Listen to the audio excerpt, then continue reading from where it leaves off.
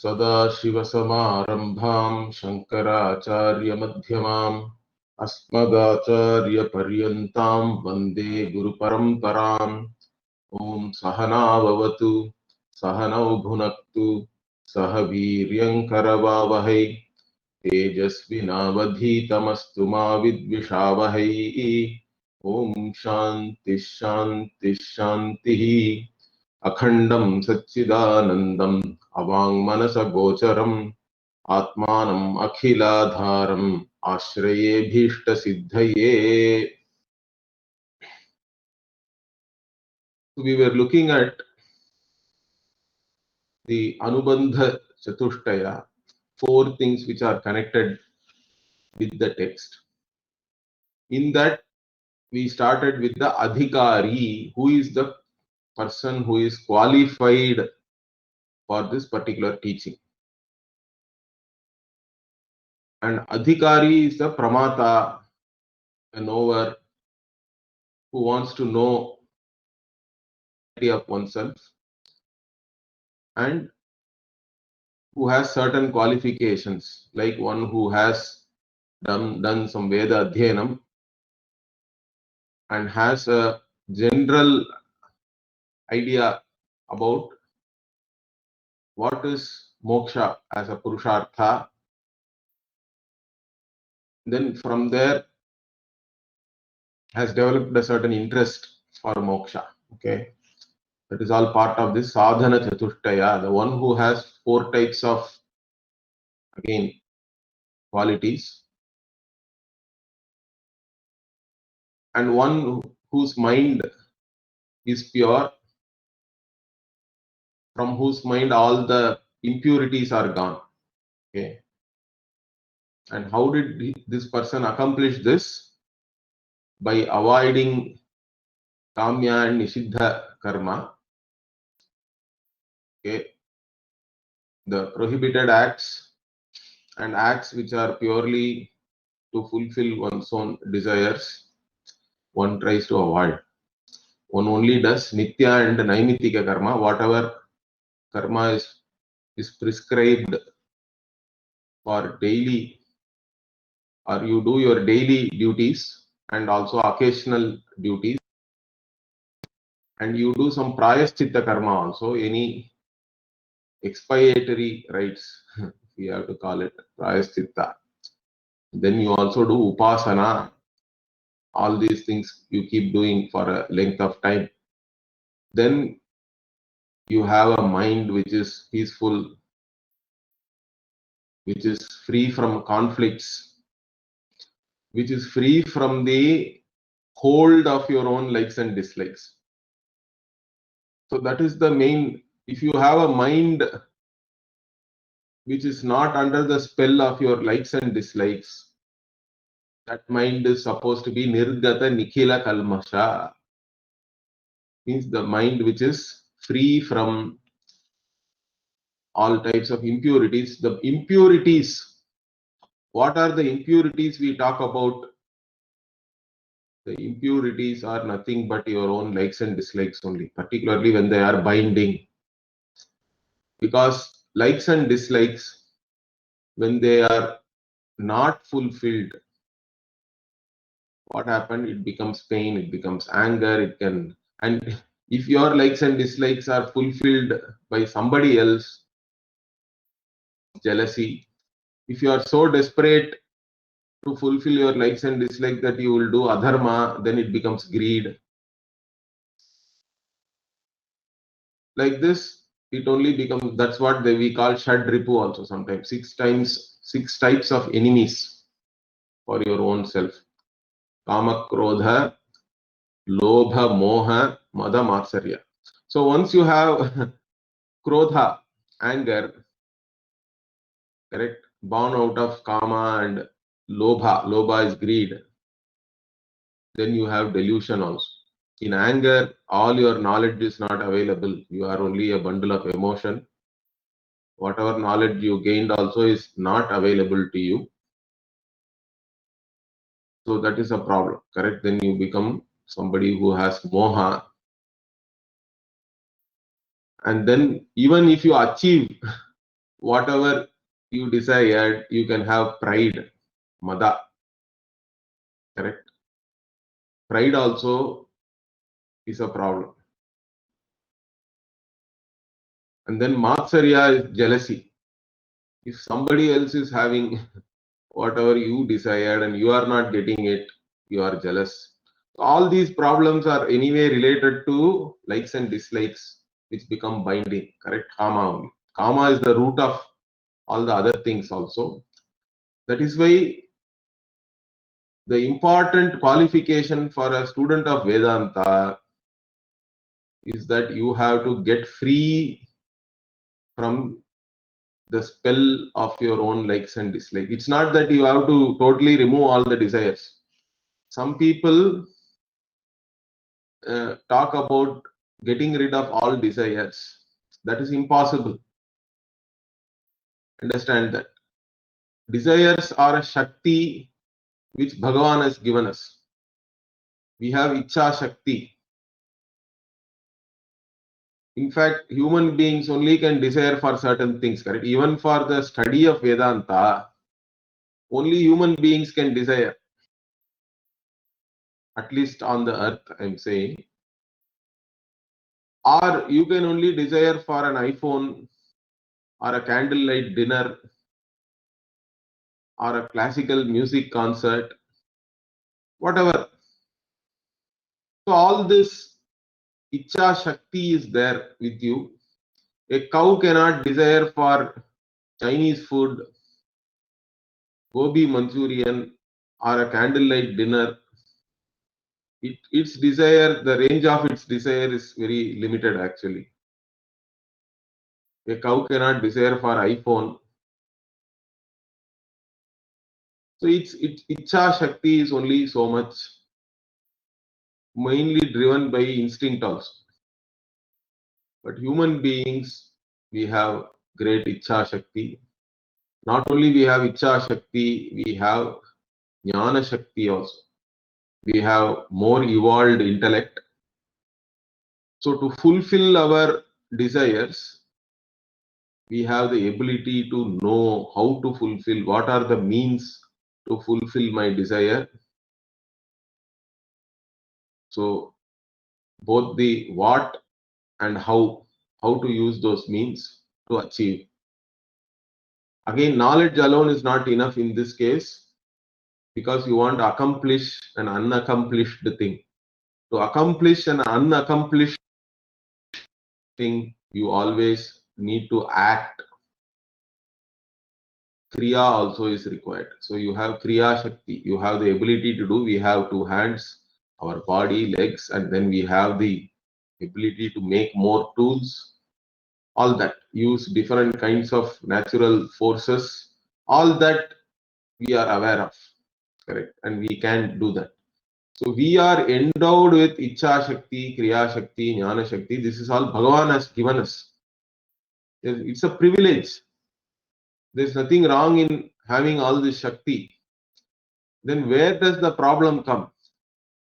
The problem is, if I don't have this, I cannot be happy. Correct? If I don't fulfill a particular like, or if I don't avoid something, that is also a desire only. If you are not able to fulfill that also, then also it is a problem. So you have likes, you have dislikes. Both you want to take care of. You want to avoid your dislikes, you want to acquire whatever you like. Even that is not a problem. But then if you think that I cannot be happy unless I acquire something, I cannot be happy unless I get rid of something. If you are having binding likes and dislikes, binding means what? You think that without it I cannot be happy, or with it I cannot be happy, something like that. Then you go to any extent, whether right or wrong, all kinds of means you want to use, and you end up with a lot of emotional conflicts, problems. Why? Because all problems are there only when what you like or what you dislike is not in keeping with what is right and wrong. We are all given already an ability to understand what is right and wrong. That has been given to us by Bhagavan. Samanya Dharma, we all sense it commonly. That is why it is called common sense also. So common sense values are there with everybody. We can call it golden rule and all that. Because 50% of the time all of us are dharmic or ethical and all that. What is that? With reference to yourself, you are very clear what others, how they have to behave. They have to always tell you the truth. They have to be compassionate with you, even if you do. They should not hurt you. They should not hurl abuses at you, whatever it is. So, with reference to others' behavior towards yourself, you are very clear. Everybody is very clear. Similarly, others also expect the same. That also we know. That means based on this only we can arrive at a commonly sensed matrix of values. That everybody knows that. That is what we also call conscience. So whenever you do something wrong, you do it knowingly. Why do you do it knowingly? Even though you know it is wrong, because you are pressured by your likes and dislikes. So that is the pressure. Or you are under the spell of your likes and dislikes. You can put it any way you want. Or you are a slave of your likes and dislikes. So likes and dislikes are not in keeping with what is right and wrong according to your own knowledge. Okay, you don't have to say that I did not, or you cannot really say I did not know what is right or wrong. Even if you say that as a human being, you have the responsibility to know what is right and wrong. You have to go and ask elderly people, your gurus, your family elders, your community elders, whoever it is. Those who are interested in upholding dharma, those who do not have any personal access to grind, go to such people and get clarified what is right, what is wrong. Even sometimes, rarely, there are dharma sankata situations are there. Mostly we all know what is right and wrong, we sense it. We have a conscience and you are ready to go against your conscience because you are pressured by your likes and dislikes. That's why likes and dislikes are called kalmasha, impurity. Okay. So what does our author say? You have to first get rid of this spell. You cannot get rid of all likes and dislikes. Likes and dislikes is what makes us as a person, or our own personality is made up of that, correct? If you are born in a certain place, you have certain preferences. Okay, rather than putting as likes and dislikes, we can have our own preferences. I like idli for breakfast. Fine. Somebody likes paratha. Somebody likes poha. It all depends on where you were born and brought up. What are all the things which you are used to? Correct. I like filter coffee in the morning. Somebody likes tea. No problem. Preferences are not a problem. Desires themselves are not a problem. Bhagavan says in the Bhagavad Gita, I am there as your desires. Correct. Bhagavan only is manifest as our Icha Shakti.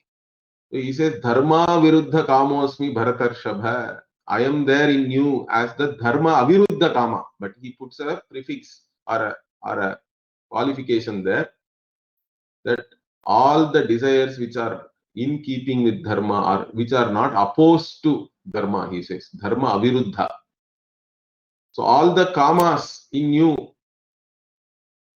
which are not opposed to Dharma, they are all expression of Bhagavan only. That's not a problem. But if you are ready to do adharma for the sake of your likes and dislikes, then it is a problem. Or if you think that if you cannot fulfill it, you cannot be happy, then it is a problem. So you have to get rid of that. So what is the means then? How do I get rid of these likes and dislikes, the spell which they have cast on?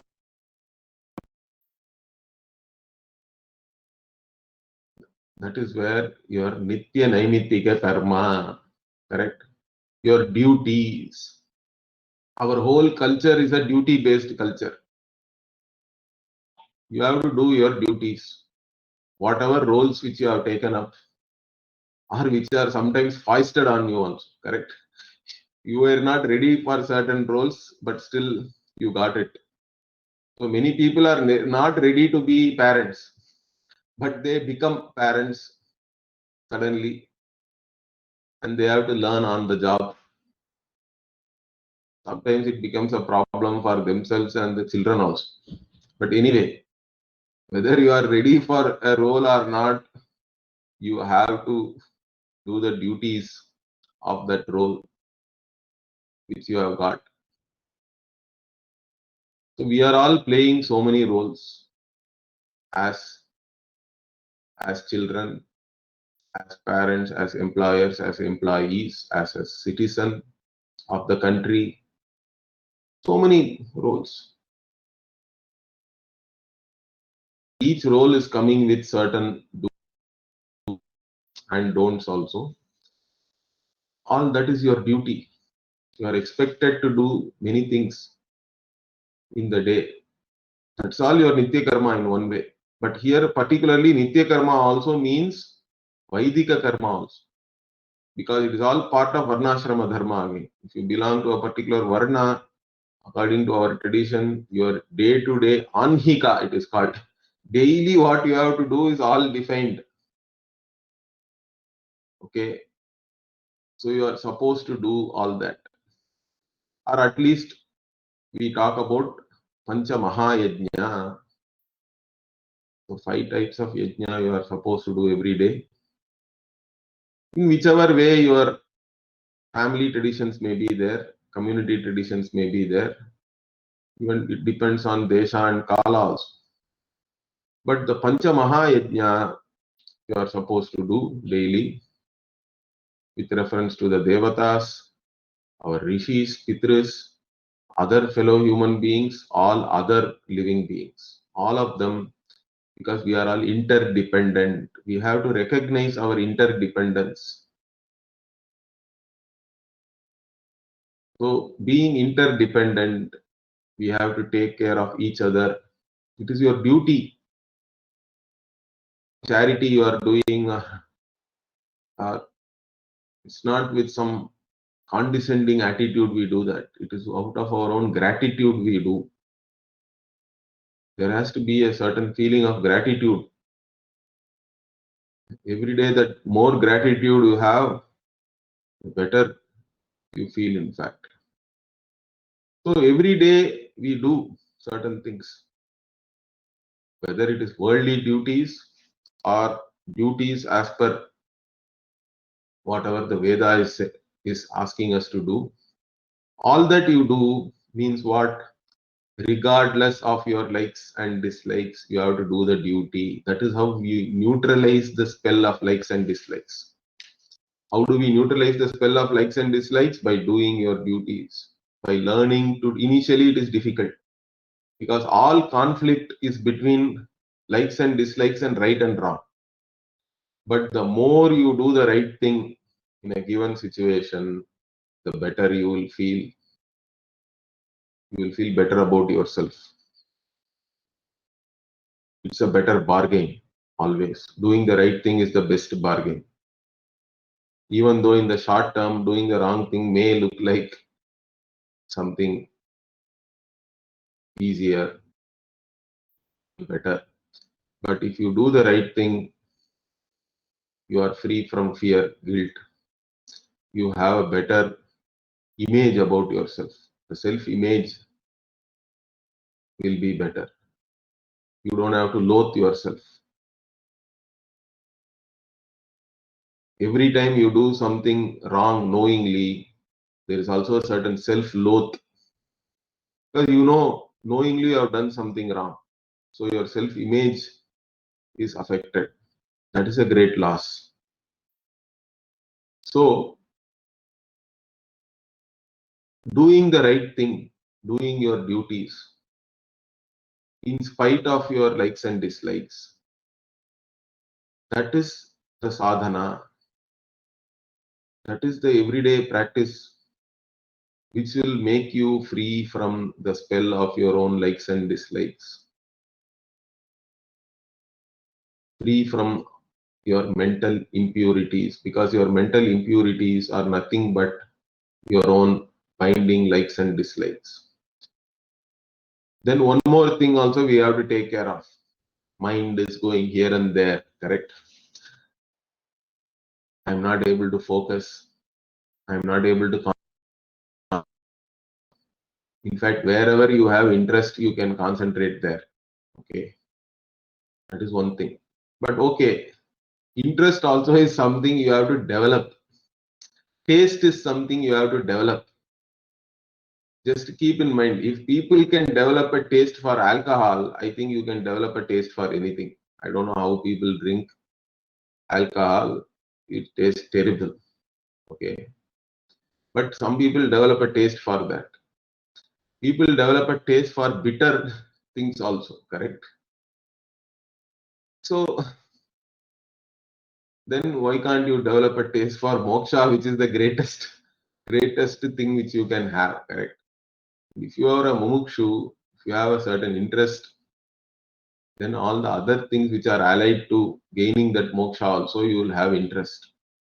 The most interesting thing, most dearest thing for everybody is one's own self, correct? We never get tired of looking at ourselves in the mirror. And this Vedanta is about yourself, knowing yourself. Vedanta also always tells good things about yourself. Correct? It's not condemning you or anything. It is always saying you are the limitless, you are always full, you are complete. You don't have to worry about anything. So it is showing you a nice picture of yourself. So enjoy that and keep focusing on that. One pointed focus is also important. So with that, you have a certain kind of mind which is ready for this particular subject matter. So in this, again, what is Kamya Karma, Nishiddha Karma, Nitya Karma, Naimitika Karma, Prayaschitta Karma, all these things we already saw. Then Upasana is also one of the, see, all these other karmas, or we can call them as Bahiranga Sadhana, means external means, because you are doing it with your, with the involvement of all body, mind, sense complex. Okay. So they are all called Bahiranga Sadhana. That way also we can see. But there is also another thing called Antaranga Sadhana, means something which you do only with your mind. Upasana or Dhyana comes under that category. Upasana is an Antaranga Sadhana, an internal means or internal practice only with your mind. All the other things also mind is involved. Without mind being involved, you cannot even speak one word, correct? Word also is formed initially only in your mind. And whatever you think, only you act. Sometimes it is from subconscious, that is fine. But still, most of our action, voluntary action, or action with your free will involves your mind. Volitionary action or voluntary action involves your mind. But certain things we want to do only with our mind, mental action alone, mental activity. In fact, mental activity means even worrying is a mental activity.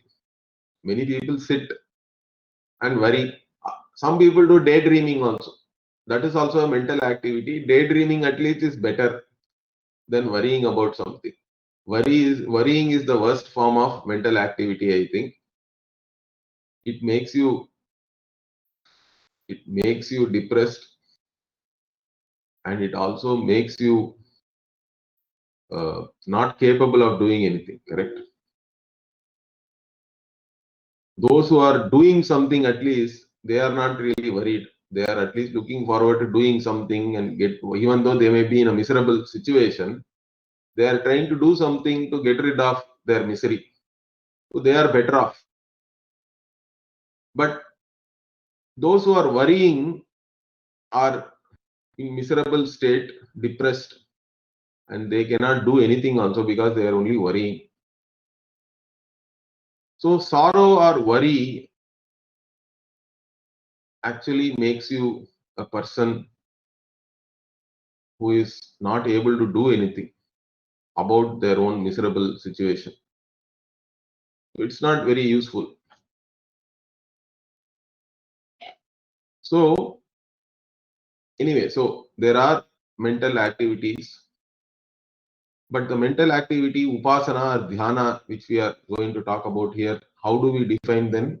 We say it is saguna brahma vishaya manasa vyapara rupani. He says upasanani.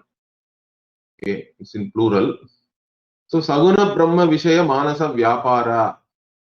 It is in the form of an activity, mental activity, manasa vyapara, for which the subject matter, Vishaya, is what? Saguna Brahma. What is Saguna Brahma? So Brahma means the limitless, but limitless which is qualified. Saguna, which has certain qualities. What are those qualities? The qualities are, we say, Bhagavan. Bhagavan means one who has sixfold qualities. So Saguna Brahma means Bhagavan for us, Ishvara, Bhagavan. Now, who is this Bhagavan? The word Bhagavan we use. Now, that word also is very familiar to us, correct? Because other words are there, similar words. Balavan. Balavan means what? One who has balam is Balavan. Correct? We know that one who has balam means strength. One who has some strength, one who is doing some weightlifting and all that, you can say Balavan. Then Dhanavan, we all know. One who has dhanam, wealth, money, is a Dhanavan. So then what? Similarly, Bhagavan. Bhagavan means one who has Bhaga. Now, what is this Bhaga? In fact, in Bhagavad Gita Bhashya, although in the Bhagavad Gita itself, the Bhagavan Uvacha comes even from the first chapter, okay? Or in the second chapter onwards, actually it says Bhagavan Uvacha is there. But Shankaracharya never gives any commentary on the word Bhagavan. Suddenly in the third chapter, almost in the end, when Bhagavan Uvacha comes, then Shankaracharya gives this word Bhagavan, he gives a commentary. He says it is coming from Vishnu Purana. And in the Vishnu Purana, Bhaga is defined. Okay. So there is a Vishnu Purana verse. And what is this Bhaga? Bhaga in general also means wealth only. Okay. From that only Bhagyam and all comes. We say this word Bhagya is there in all Indian languages, correct? We want to have Bhagyam. It is a Bhagya for us. If somebody goes to somebody's house also, we say it is our Bhagya. Means it is like our like a wealth, correct? Or it is even something very auspicious. It is our fortune, good fortune and all that, that you have come here. We say it is our bhagya. So the word bhagya comes from bhaga. So bhaga itself means fortune, okay, or wealth and all that. So if you are fortunate and you gain something, you say, I have bhagya. But with reference to the word Bhagavan, this Bhaga has been defined in the Vishnu Purana. What is that? It says Aishwaryasya Samagrasya. Right? Samagrasya Aishwaryasya. Samagra, the word is used there. Aishwaryasya Samagrasya. Viryasya Yasasasriyaha. Jnana Vairagyayoschaiva. Shannam Bhaga iti Rana. Like that, there is a verses there. There are some slight variations of this verse are also there. Puranic verses and all sometimes can have different pathas. Patha Veda is there, unlike the Veda. But okay, broadly, Aishwaryasya Samagrasya. Samagra, the word, means complete, total. And the Samagra word you have to combine with all, or you have to connect it with Aishwarya first. Aishwarya means what? Overlordship. Ishwarasya Bhavaha is Aishwarya. You are the boss, you are the overlord. In fact, we can also relate. We also have all these qualities which are mentioned in Bhaga. So, with reference to an ant, you have overlordship, correct? At least when the ant is going below and you are walking, sometimes if the ant enters your ear, means it's a problem for you also. You cannot even get hold of it. It has gone inside and it can create. But if it is walking somewhere, you are also walking, means you can do anything with the ant. With reference to the ant, you have Aishwarya. But what about with reference to an elephant? You are walking and an elephant has come, means you have to run, most probably. Particularly if it is a wild elephant and all that. But we have some Aishwarya, but Bhagavan has total Aishwarya, complete Aishwarya. That is Bhagavan for us.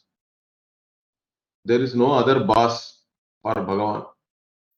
It is all his rules only, which is there. Correct? He is the ruler. There is no other ruler above Bhagavan. So he has Samagra Aishwarya. Then he has complete power also. Okay, Virya. All the power. We also have some power. We can lift some weight and all that. Correct? We can run few kilometers. But Bhagavan has no, with reference to power, Shakti. All the Shakti is Bhagavan Shakti only. Then all the fame, anything which you think is extraordinary, Vibhuti. In Bhagavad Gita also there is a Vibhuti Yoga chapter is there, 10th chapter. In that Bhagavan says, amongst this I am this.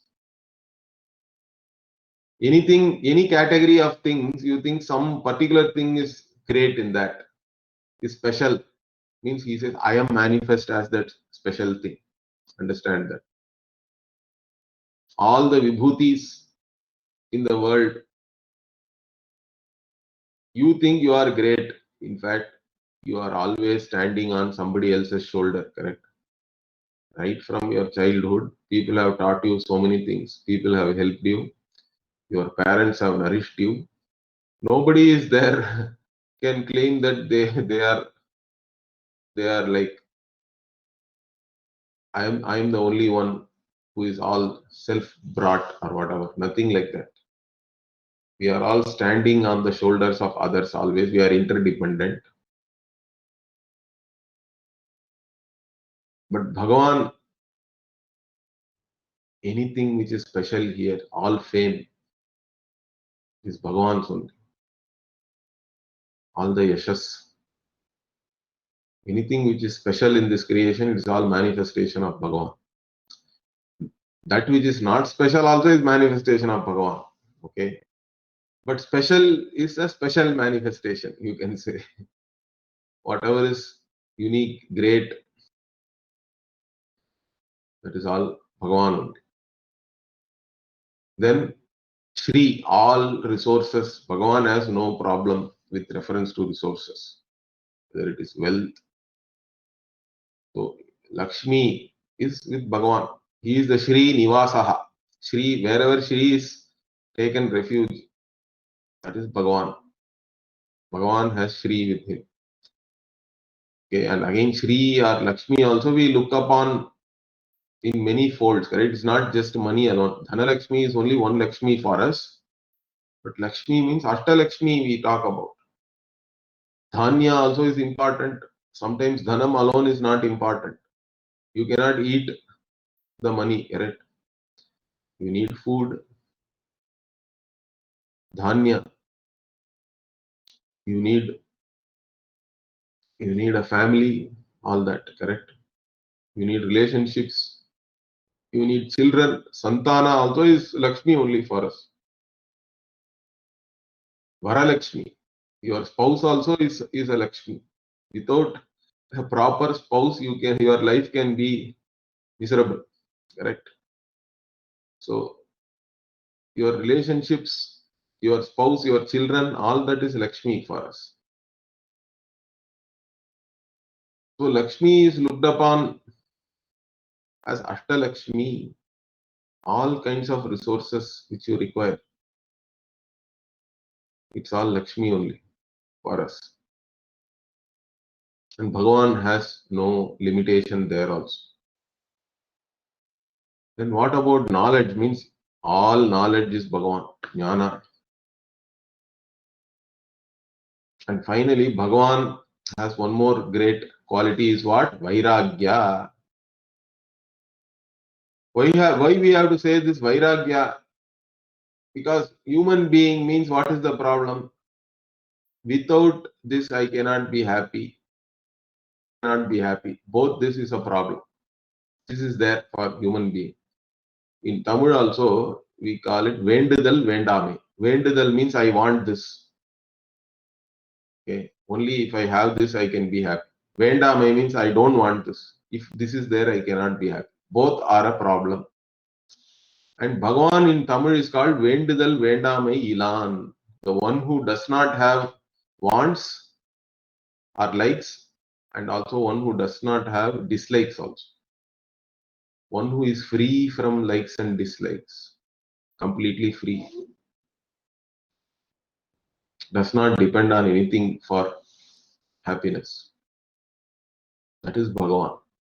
Complete Vairagya. Non-challenge. Okay, you can say. Now all these qualities is Bhaga, these 6 qualities in totality, one who has complete. No, we also have all these things. Even Vairagya we have, correct? While as children we were all playing with marbles, kites, whatever, ball, bat. Then as you grow up, as a even if you lost one marble, but as you grow up, you are okay. Or you cried when a balloon burst. Now also you can play with a balloon or a marble or whatever, or cricket, but you are not going to cry if you got out or whatever. Correct? You have grown out of it. You can still enjoy something without having a problem. Correct? If something goes wrong. That is non-challenge. That is Vairagya. You have grown out of it. You don't have to hate something and say it is Vairagya. Vairagya is not hatred of things. It is being objective. You are clear about what it can give, it cannot give. And you have a certain nonchalant attitude towards that. But this has to be total. Then Bhagavan has all these 6 qualities in totality. And that Bhagavan is Saguna Brahma. That Bhagavan is the cause of this entire world also, correct? The one who is the cause of the creation, sustenance and resolution of this entire creation. That is Saguna Brahma for us, Bhagavan. And your Manasa Vyapara is with reference to this Saguna Brahma, Bhagavan. Okay, even here, let us say I think of Bhagavan now, 7:30 a.m. in the morning. Then I think of Bhagavan at 12 o'clock. Then at some 5 o'clock, there is a fleeting thought. Will it be Saguna Brahma Vishaya Manasa Vyapara? No, right? It has to be a certain flow has to be there for some time at least to call it Manasa Vyapara with reference to any particular object. That object has to be held in your mind for some time. And it has to be contiguous also. All these thoughts, they cannot be vyavahita or whatever. They cannot be separated and intermittent. So that's why we have to actually add vijatiya pratyaya rahita sajatiya pratyaya pravaha. Okay. Vijatiya pratyaya means, or vijatiya vritti, we can say, is things which are other than whatever the designated Vishaya. Here the designated Vishaya is Saguna Brahma. So you have decided that I will be only thinking about Saguna Brahman, my Ishta Devata. Today is Ramanavami. So I am going to do Rama Japam. Okay, Ramanama I am going to do Japa. So you can do. You want to only think about Rama. How glorious Rama's form is. Rama is Vigrahavan Dharma, one who is an embodiment of Dharma. Always he stands straight. That is why he is Dharma. Krishna is a Vigrahavan of Ananda. So he will stand Tribhangi and all that. Correct? Rama means he is holding a bow and arrow and standing straight always. Straightforward. Dharma represents Dharma. Anyway, so you want to have your thoughts centered on only Rama today. Means you don't want to think about anybody else. So Vijatiya Pratyaya Rahita. So Sajatiya Pratyaya here is what, with reference to Rama only, all your mental activities should be. You have predefined like that, and then you sit. But then everybody has a problem. They say, I have a problem. I sit for meditation. I wanted to do japa, but Rama means I started thinking about my uncle Rama. Not Dasharatha Rama, but my uncle Rama, Rama who is my mama. He comes, and then you are thinking about whatever.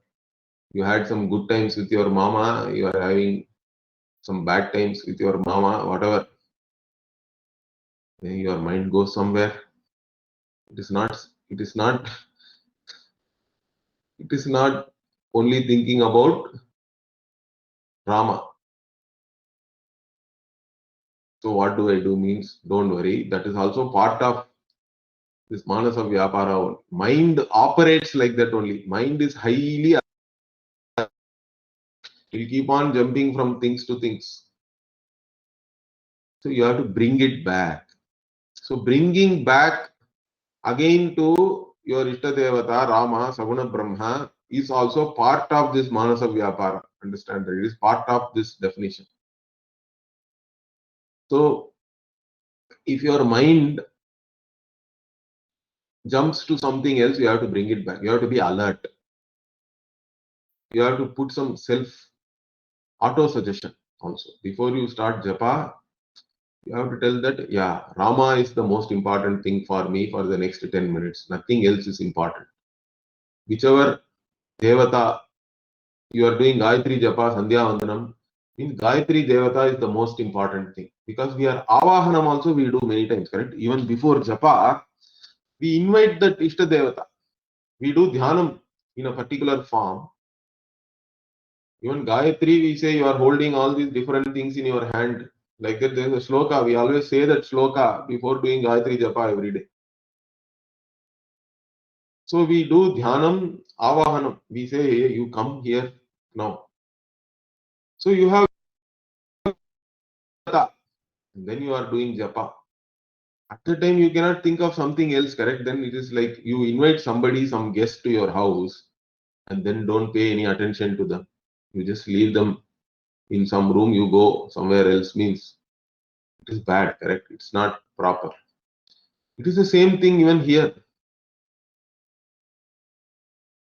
You have invited the Devata, means That Devata is the most important thing for you. That you have to put in your mind. You have to put some auto suggestion also. It helps so that you are alert.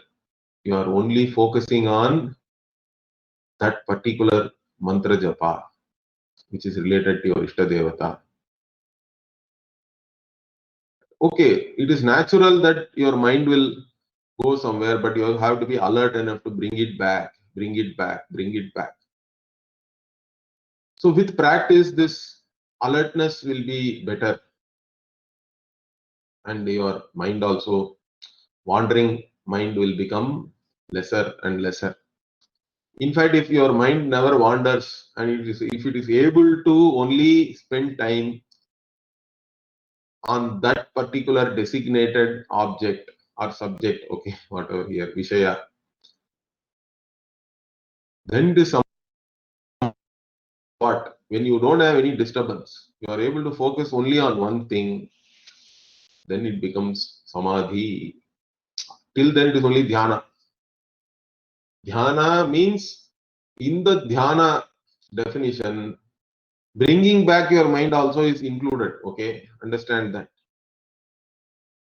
So, bringing back also is part of dhyana only, but you should be alert enough to bring it back. You should not just wander and totally go somewhere else. So, you do dhyana like that, and that becomes a sadhana for keeping your mind one pointed, focused. And that if you are doing Ishta Devata, some Devata Dhyanam, that Devata's blessings also you are getting, correct? And in this particular case, Upasana, this author, I have talked about all our Ishta Devatas, but he is talking about doing Upasana and some Vaidika Vidyas are also there, correct? Vidya means Upasana. So Shandilya Vidyadini is what the author is actually talking about here. So Upasanas have been prescribed even in the Upanishads for this purpose, same purpose. To assimilate the teaching, to create which is able to focus on one particular subject matter. So what is the Shandilya Vidya? Shandilya Vidyadi also, etc. Means many different Vidyas are there in the Upanishads. In Chandogya Upanishad, this Shandilya Vidya is there. Why the author has specifically mentioned Shandilya Vidya is because it is one of the most important statements with reference to Vedanta is what? Sarvam Khalvidam Brahma Tat Jalaniti Shanta Upasita, like that. That is Shandilya Vidya. So in Shandilya Vidya, you are supposed to contemplate that all that is here is Brahman alone. Sarvam Khalu. All that is here indeed is Brahman.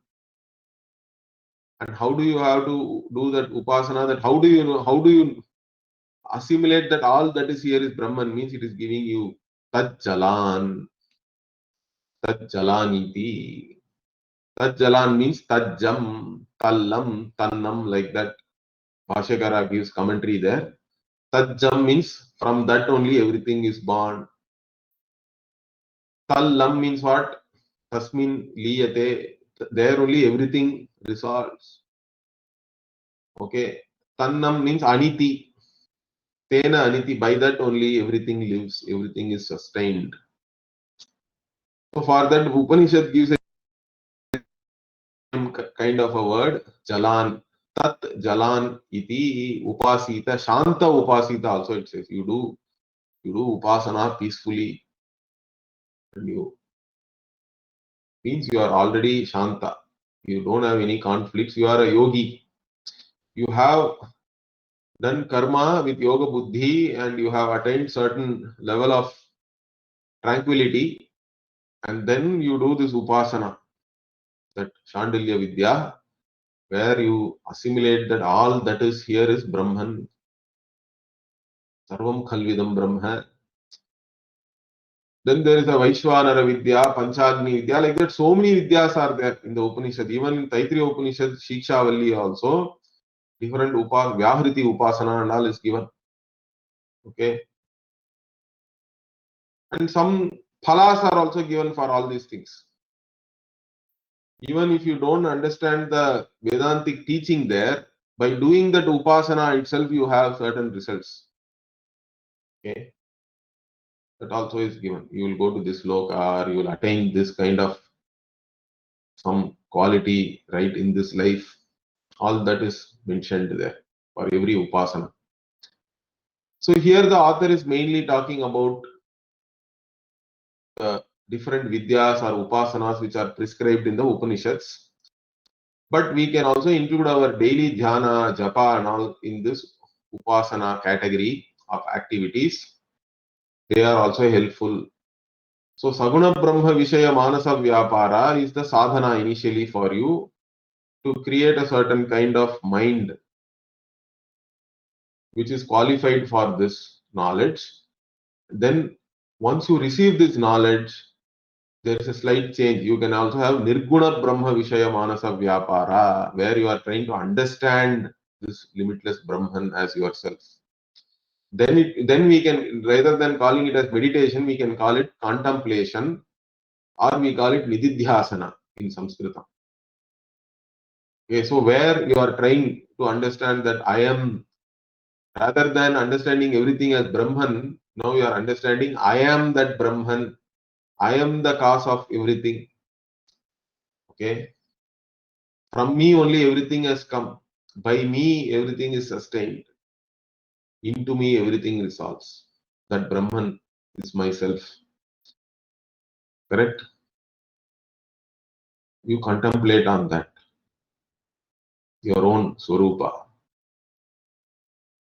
which is limitless, which is the source. So if you are able to only focus on that and assimilate the teaching, that is contemplation. The contemplation helps you to assimilate the teaching. So both are there. So the upasana, whatever you do, helps you later on in nididhyasanam. So like this, all this different types of bahiranga sadhana, antaranga sadhana. So all the bahiranga sadhana you do with yoga buddhi, a certain, you are not just interested in only karma phala, but you are still doing all your duties so that you can get out of the spell of your likes and dislikes. So all this, you avoid kamya nishiddha karma, you do only nitya naimitika and prayaschitta. Then you are a yogi, karma yogi, because you are doing yoga, you are doing karma with yoga buddhi, the right attitude. Then you also do upasana, dhyana. So the karma yoga gives you a mind which is free from conflicts, a mind which is free from the spell of your own likes and dislikes. And upasana gives you a mind which is able to focus on things one-pointedly. And these two are the most important qualifications for you. So that is what here we are. Rest of the things we will see next week. Om Purnamadav Purnamidam Purnat Purnamudachyate Purnasya Purnamadaya Purnamevavashishyate. Om Shanti Shanti Shanti.